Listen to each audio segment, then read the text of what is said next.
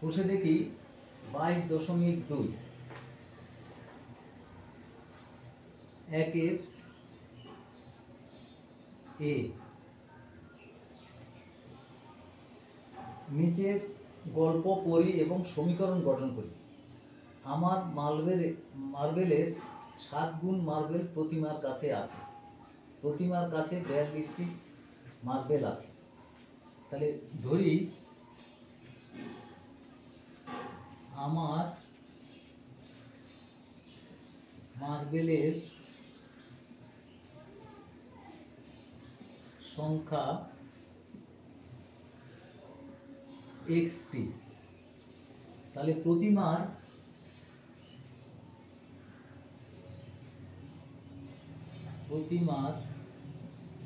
মার্বেলের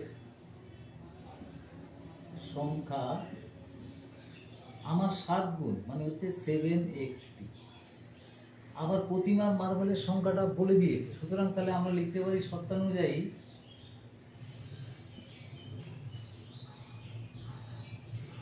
শর্তানুযায়ী 7x equal to হচ্ছে 42।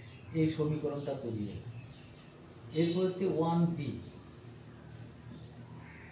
মিলনবাবু বয়স তার ছেলের বয়সের 4 গুণ। 5 বছর পরে মিলনবাবুর বয়স তার ছেলের বয়সের 3 গুণ হবে। তা আমরা ধরছি ছেলের বয়স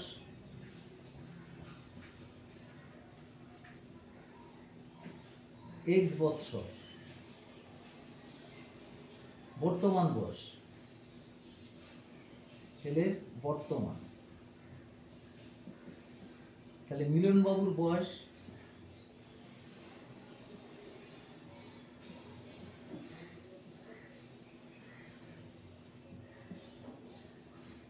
কত বলা আছে? মিলনবাবুর বয়স 4 গুণ, মানে তাহলে 4x বৎসর। 5 বৎসর পরে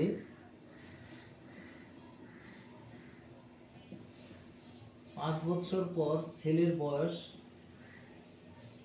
কত হবে? বর্তমান যদি x হয় তার থেকে আরো 5 বেশি হবে, অর্থাৎ x প্লাস 5 বৎসর।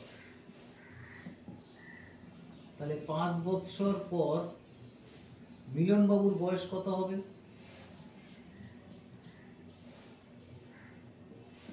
মিলনবাবুর বয়স হবে, বর্তমানে আছে 4x, তাহলে তার থেকে আরো বেশি 5 বছর হবে।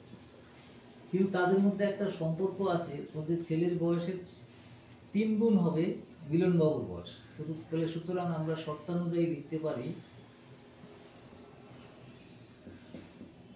4x প্লাস 5 ছেলের বয়সের 3 গুণ, মানে 3 ইন্টু x প্লাস 5।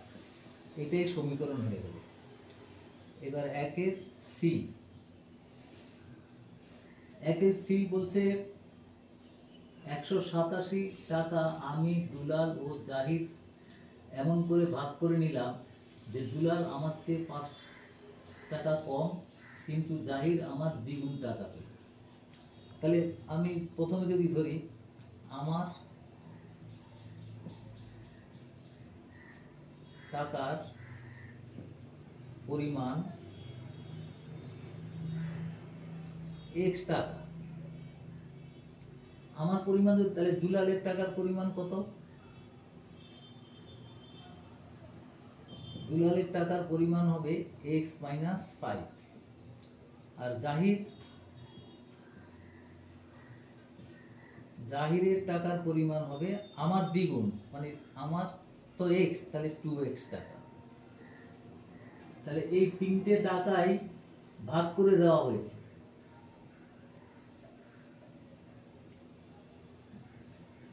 কত? 3টে টাকার সমষ্টিটা কত? 187 টাকা। তাহলে আমার টাকা হচ্ছে x শর্তানুযায়ী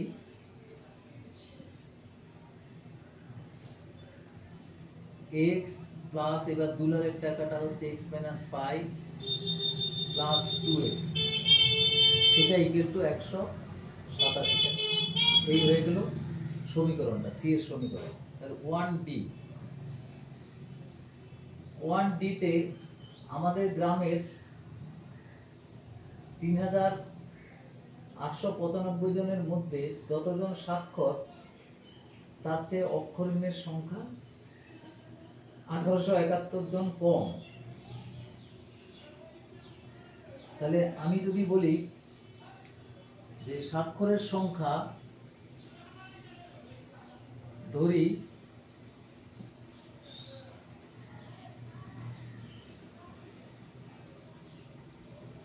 স্বাক্ষরের সংখ্যা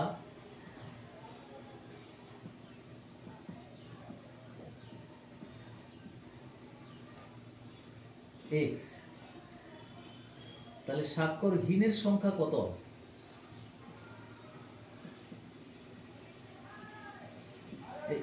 সংখ্যাটা হবে x এর থেকে 1871 জন কম, 1871 জন কম। তো এই দুটো মিলিয়েই হবে আমাদের গ্রামের জনসংখ্যা। জনসংখ্যাটা বলতে দিয়েছে 3895। সুতরাং শর্তানুযায়ী